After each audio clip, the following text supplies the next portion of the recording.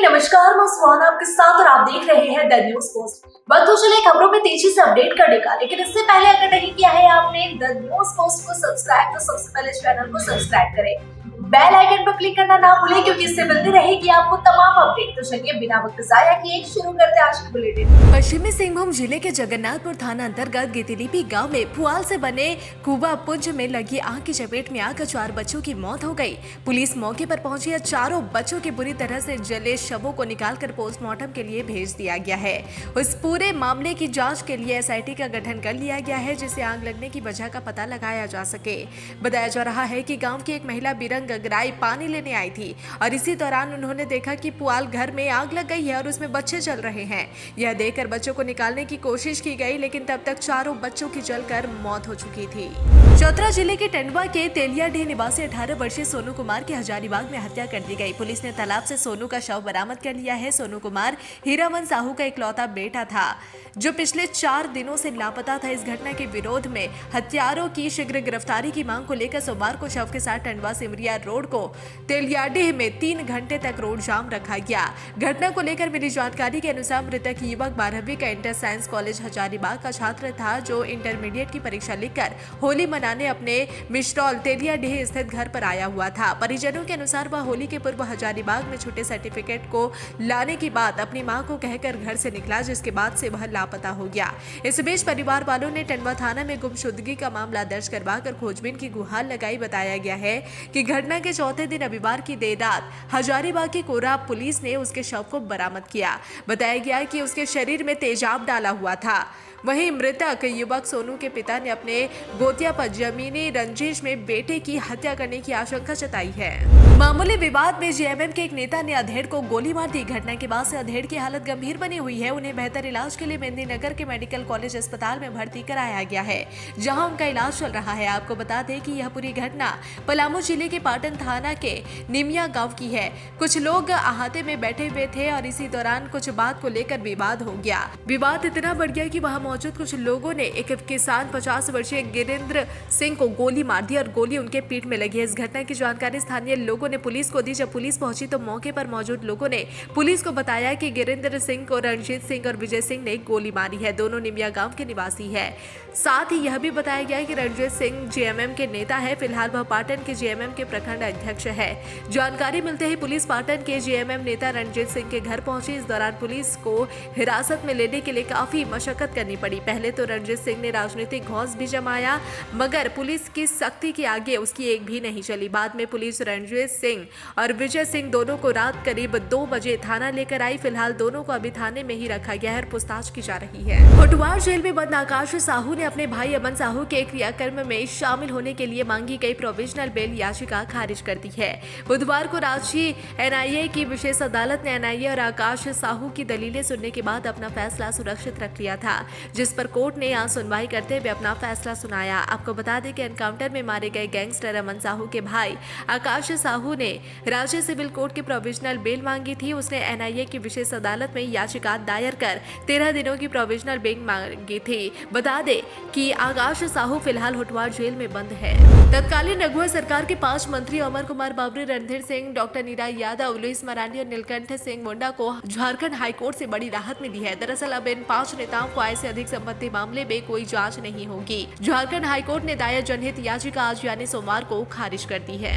जमशेदपुर के विष्णुपुर स्थित टाटा जू में 2 नए मेहमानों के आने से जू प्रबंधन में खुशी की लहर देखने को मिल रही है। जहां टाटा जू में नागपुर जू से एनिमल एक्सचेंज ऑफर के तहत 2 बंगाल टाइगर को लाया गया है। फिलहाल एक नर और एक मादा टाइगर यहां लाए गए हैं, जिन्हें अभी जू के क्वारंटाइन सेंटर में रखा गया है।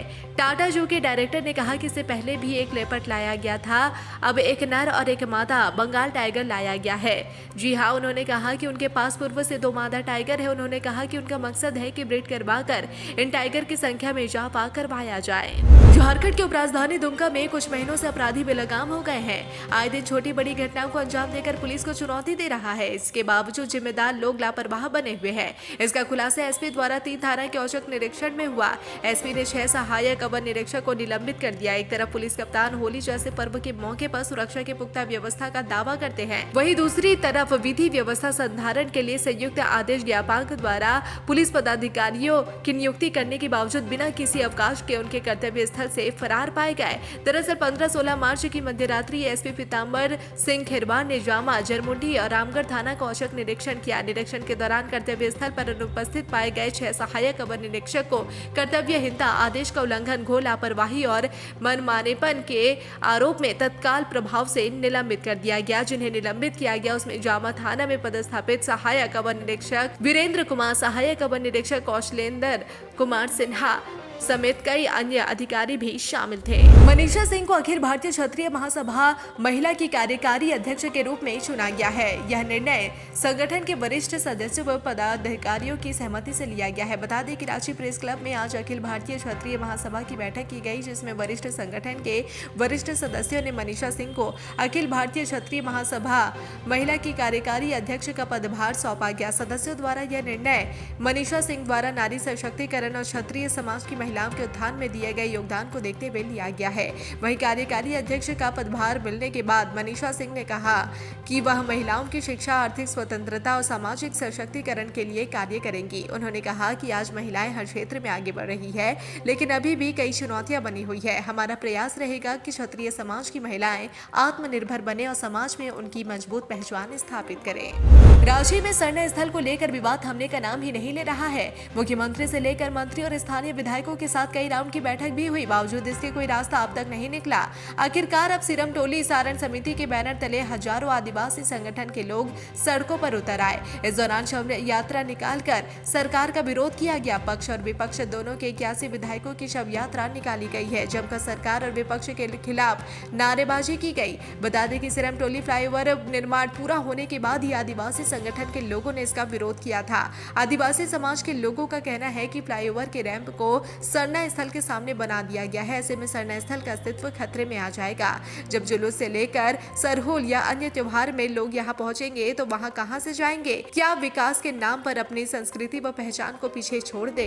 लंबे समय बाद रघुवर दास अपने पुराने तेवर में नजर आए हैं। गिरिडीह हिंसा मामले में एसडीओ को फटकार लगाने के साथ साथ रघुवर दास ने अधिकारियों पर सवाल खड़े कर दिए। गिरिडीह में होली जुलूस पर पथराव और आगजनी की घटना के बाद पूर्व मुख्यमंत्री और बीजेपी नेता रघुवर दास रविवार की शाम घोड़थंबा पहुंचे, जहां उन्होंने अधिकारियों पर सवाल उठाते हुए कहा कि क्या हिंदुओं ने आपसी भाईचारा बनाने की जिम्मेदारी ली है या अब हिंदू समाज को अपने त्योहारों पर जुलूस निकालने के लिए दूसरे समुदाय से अनुमति लेनी होगी। उन्होंने प्रशासन को साफ तौर पर चेतावनी देते हुए कहा कि निष्पक्ष कार्रवाई होनी चाहिए, जो भी दोषी है उन पर कार्रवाई होनी चाहिए। जिन निर्दोष हिंदू लोगों को गिरफ्तार किया गया उन्हें तत्काल रिहा करें। एक और जहां हमारे देश भारत को विकसित करने के लिए प्रधानमंत्री नरेंद्र मोदी देश को make in India, bullet train, startup India व स्मार्ट सिटी सहित कई अन्य विषयों पर ध्यान दे रही है और आगे बढ़ रही है, लेकिन जमीनी हकीकत जानने के लिए गांव की तस्वीर से रूबरू होना भी आवश्यक है। आजादी के 75 साल बीत जाने के बावजूद अब भी पहाड़ पर बसे इस गांव के आदिम जनजाति के लोगों को बिजली, पानी और सड़क का लाभ नहीं मिल सका है। वहीं दिल को झकझोर करने वाली यह ताजा मामला तालझारी प्रखंड क्षेत्र के करमपुरा तो पंचायत पर स्थित प्राकृति की गोद में बसे एक छोटे से गाँव का है, जिसे लोग डांगा पहाड़ के नाम से जानते हैं। इस गांव में बसने वाले 30 से 35 घरों के परिवार की आबादी करीब 100 से 150 के ऊपर है, लेकिन आज भी गांव के लोग ढिबरी व लालटेन के सहारे जीने को मजबूर है। वहीं बिजली के साथ साथ पानी, सड़क, स्वास्थ्य व शिक्षा जैसी मूलभूत समस्याओं से जूझ रहे हैं। जीवन के लिए सबसे जरूरी पानी है, लेकिन इसी पानी को पीने के लिए पहाड़िया समुदाय के महिला, ग्रामीणों व लोगों को काफी संघर्ष करना पड़ता है। ग्रामीणों ने बताया कि हम लोग आजादी के 75 वर्ष बीत जाने के बावजूद भी विकास का इंतजार कर रहे हैं। भाजपा प्रदेश अध्यक्ष एवं नेता प्रतिपक्ष दिल्ली से भाया देवघर गिरिडीह जिला के घोड़थांबा पहुंचे। होली के दिन हुई हिंसा के बाद पीड़ित परिवार के लोगों से मुलाकात किया है। इस दौरान बाबूलाल मरांडी ने पुलिस पर एक पक्षीय कार्रवाई करने का आरोप लगाया। बाबूलाल मरांडी ने राज्य सरकार पर निशाना साधते हुए कहा कि घोड़थंबा में जिस गली रास्ते को लेकर विवाद हुआ उस पर प्रति वर्ष लोग पर्व त्योहार में जाते रहे हैं, लेकिन इस वर्ष सुनियोजित तरीके से रंग अबीर खेलते हुए हिंदू भाइयों पर हमला कराया गया। उन्होंने कहा कि पत्थरबाजी के बीच पुलिस की भूमिका से यह स्पष्ट हो गया कि पुलिस पहले से ही मानो मामले को बढ़ाने के लिए तय कर लिया गया था। थाना प्रभारी और सीओ ने रोड पर गाड़ी लगाकर मुखदर्शक बने रहे और पेट्रोल बम पत्थर चलता रहा। उन्होंने कहा कि हमले की जानकारी खबर फैलने के बाद हिंदू समाज के लोग वहां एकत्रित हुए, लेकिन पुलिस प्रशासन निर्दोषों को भी जानबूझकर फंसा रही है। भाजपा झारखंड प्रदेशी प्रवक्ता राफिया नाज ने हेमंत सरकार द्वारा 18 लाख महिलाओं की मैया सम्मान योजना की राशि रोकने पर तीखा हमला करते हुए कहा कि यह सरकार महिलाओं के साथ सम्मान के नाम पर छल और विश्वासघात कर रही है। उन्होंने आरोप लगाया कि यह केवल एक झूठा वादा था। सभी महिलाओं को मैया सम्मान की राशि मिलेगी जो सत्ता में आने के लिए किया गया था, इसलिए 18 लाख महिलाओं को अब तक एक भी रुपया नहीं मिला। राफिया ने कहा कि महिला सम्मान की बात करने वाली सरकार ने 18 लाख माताओं, बहनों और बेटियों के हक को कुचला है। मैया सम्मान के तहत सरकार द्वारा जारी किए गए ना तो हेल्पलाइन नंबर काम कर रहे हैं और ना ही वेबसाइट, और इन समस्याओं का समाधान करने के बजाय सरकार केवल लोगों को ठगने में व्यस्त है। राजद नेता समूह एवं यादव समाज का एक प्रतिनिधि मंडल नामकुम खटाल जाकर वहां के लोगों से मुलाकात कर वस्तुस्थिति का जायजा लिया। नामकुम खटाल में विशेष रूप से राजद महासचिव सह मीडिया प्रभारी कैलाश यादव, श्रमिक सेल के अध्यक्ष सुधीर गोप, नामकुम दुर्गा मंदिर अध्यक्ष मनीष राय का कोकर, दुग्ध व्यवसाय संघ के अध्यक्ष दीपक यादव, शिक्षाविद विजेंद्र यादव, समाज सेवी शिवजनम यादव, सुनील यादव, अमरजीत यादव, महेंद्र यादव, बबलू यादव समेत सैकड़ों लोगों ने मौके पर पहुंचकर वार्ता किया और ताजा हालातों का जायजा लिया। मुलाकात के दौरान वार्ता में खटाल के यादव परिवार के तमाम लोगों ने प्रशासन के रवैये पर रोष व्यक्त किया। उन लोगों ने बताया कि जोरार बस्ती के रंजीत बड़ाइक ने सैकड़ों लोगों को लेकर कुछ बात करने की बात कहकर खटाल में घुस गया और ताबड़तोड़ पत्थरबाजी करने लगा, जिस कारण वहां के स्थानीय लोगों का माथा फट गया, जिसके बाद काफी तनाव बढ़ गया और इस दौरान दोनों तरफ से माहौल बिगड़ा। लोगों ने बताया कि एक सुनियोजित तरीके से जोरार बस्ती के रंजीत बड़ाइक ने सैकड़ों लोगों को उसका कर लाए और बगैर कुछ सोचे समझे पत्थरबाजी कर अनेकों लोगों को घायल कर दिया। इस दौरान खटाल वासियों ने भी अपनी अस्मिता बचाने के लिए लातपाई कर जान बचाने की कोशिश की। उसके बाद कई लोग घायल हुए। जमशेदपुर मानगो के NS33 पर स्थित बालीगुमा और गौरगोड़ा ग्राम पंचायत के सैकड़ों ग्रामीणों ने उपायुक्त कार्यालय पर जोरदार प्रदर्शन किया। साथ ही मानगो अंचल कार्यालय और मानगो नगर निगम कार्यालय बनने के प्रस्ताव को बंद करने की मांग की। ग्रामीणों ने साक्षी आम बागान मैदान से जुलूस निकालकर उपायुक्त कार्यालय पहुंचे और जोरदार प्रदर्शन किया। इस दौरान सभी ग्रामीणों के हाथों में पारंपरिक हथियार भी लिए हुए थे। सभी ने पारंपरिक हथियारों के साथ प्रदर्शन किया। दोनों ही पंचायत के ग्रामीणों का कहना है कि जिस भूमि पर अंचल कार्यालय और नगर निगम कार्यालय बनने जा रहा है वह जमीन शमशान और जोहरस्थान की जमीन है, जिस पर ग्रामीण किसी हाल में सरकारी कार्यालय बनने नहीं देंगे। जमशेदपुर कस्बा पुलिस को बड़ी सफलता हाथ लगी है, जहां पुलिस को मिली गुप्त सूचना के आधार पर 2 शातिर अपराधियों को गिरफ्तार कर लिया गया। इनके पास से 2 देसी पिस्तौल, 2 देसी कट्टा और 8 जिंदा कारतूस बरामद कर लिया गया है। एसएसपी किशोर कौशल ने प्रेस वार्ता का जानकारी देते हुए कहा कि भानु मांझी, जिस पर पूर्व से लेकर अब तक 15 मामले दर्ज है, पुलिस को सूचना मिली कि एक अपराधी क्षेत्र में घूम रहा है, जिसके बाद पुलिस की एक टीम गठन किया गया और टीम ने कार्रवाई करते हुए भानु मांझी को गिरफ्तार कर लिया। जमशेदपुर के गैंगस्टर मनीष सिंह ने जुगसलाई थाने में सरेंडर कर दिया है। मनीष सिंह पर कांग्रेस नेता अभिजीत सिंह पर फायरिंग करने का आरोप है। इस घटना के बाद से ही मनीष सिंह फरार था, जिसके बाद से जुगसलाई पुलिस उसकी तलाश में थी। ऐसे में आज मनीष सिंह ने जुगसलाई पुलिस के सामने सरेंडर कर दिया है। मनीष सिंह पर हत्या, रंगदारी समेत कई संगीन मामलों पर केस दर्ज है। प्रेमिका से मिलने पहुंचे युवक के ग्रामीणों ने शादी करा दी, मगर अब लड़के के मां बाप को रखने को राजी नहीं है। जी हां, इसे लेकर सोमवार की सुबह लड़के के घर के बाहर लोगों का मजमा लगा रहा।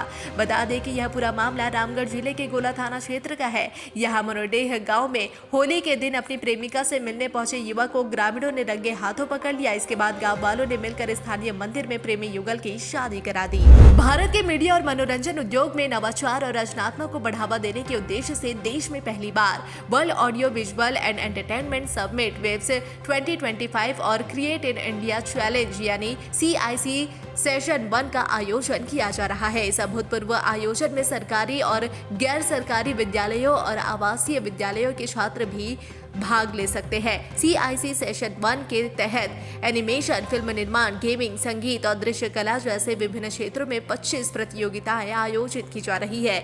इन प्रतियोगिताओं के विजेताओं को वेब्स जैसे राष्ट्रीय मंचों पर अपनी प्रतिभा प्रदर्शित करने का अवसर मिलेगा। साथ ही उन्हें अंतर्राष्ट्रीय कार्यक्रमों में भाग लेने का भी मौका मिल सकता है।